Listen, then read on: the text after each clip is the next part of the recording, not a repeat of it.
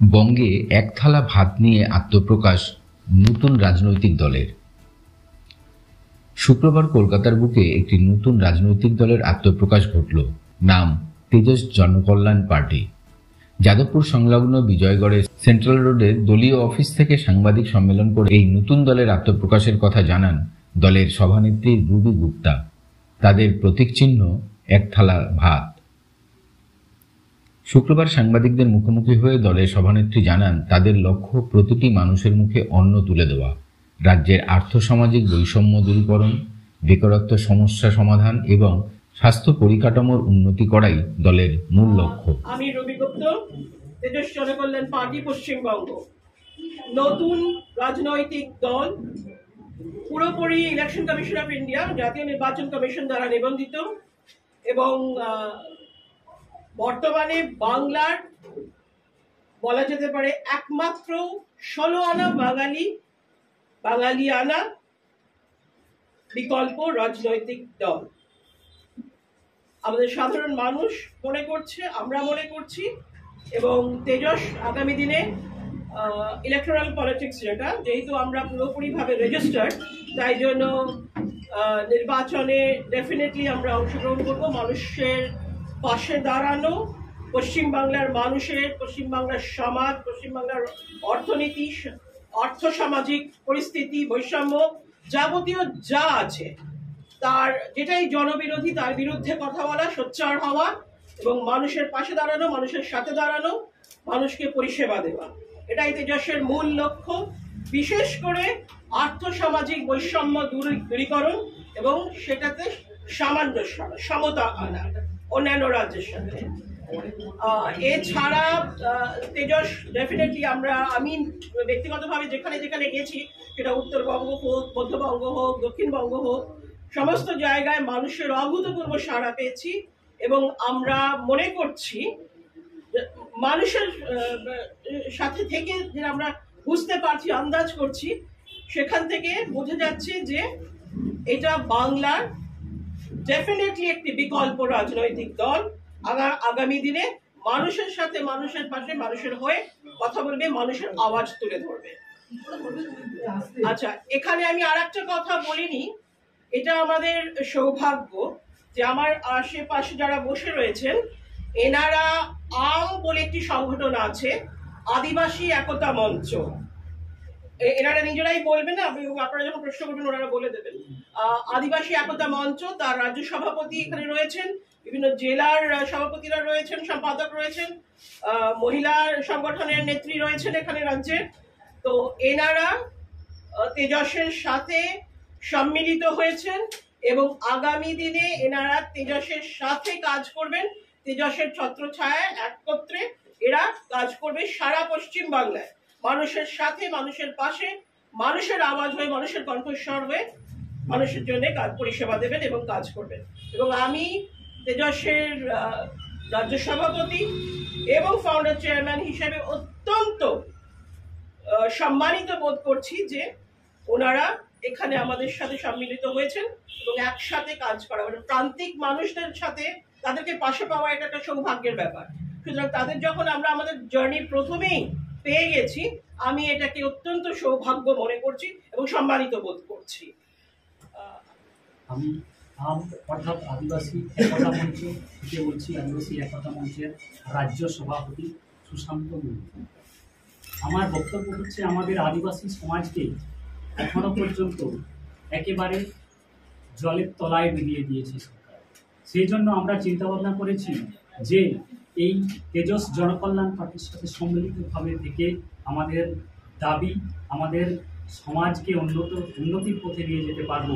এই জন্যে আমরা আজ সম্মিলিতভাবে কাজ করার চেষ্টা করছি এবং আগামী দিনেও সম্মিলিতভাবে কাজ করব এই তেজস জনকল্যাণ। এটাই হচ্ছে আমার ছড়িয়ে আছে। যেভাবে ভুগছি, মানে এই তেজসের কাছে এসে আমি খুব নিজেকে ধন্য মনে করলাম, কারণ গ্রামের মানুষ এক থালা ভাতের জন্য লালা, আর এই এক থালা ভাত মুখের কাছ থেকে আমাদের রাজনৈতিক দলগুলো টেনে নিয়ে যান গরিবের মুখ থেকে।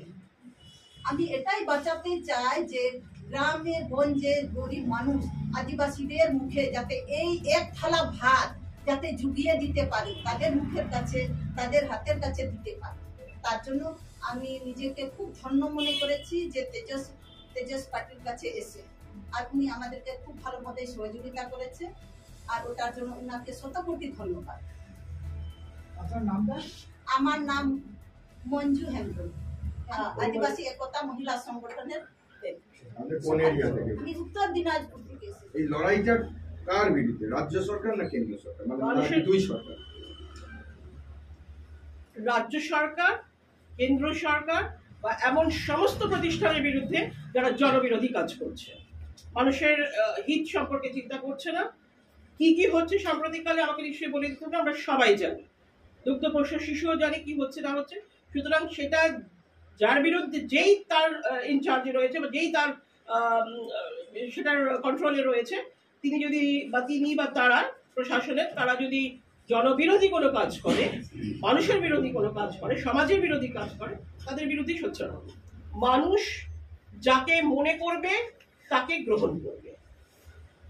মানুষ যদি মনে করে যে এটা বিকল্প, তেজস জনকল্যাণ বিকল্প, রাজনৈতিকভাবে তারা বিকল্প, তাদের কথা বলছে, এবং সবাইকেই তো তারা 5 বছর 10 বছর 15 বছর তারও বেশি চান্স দিয়েছে।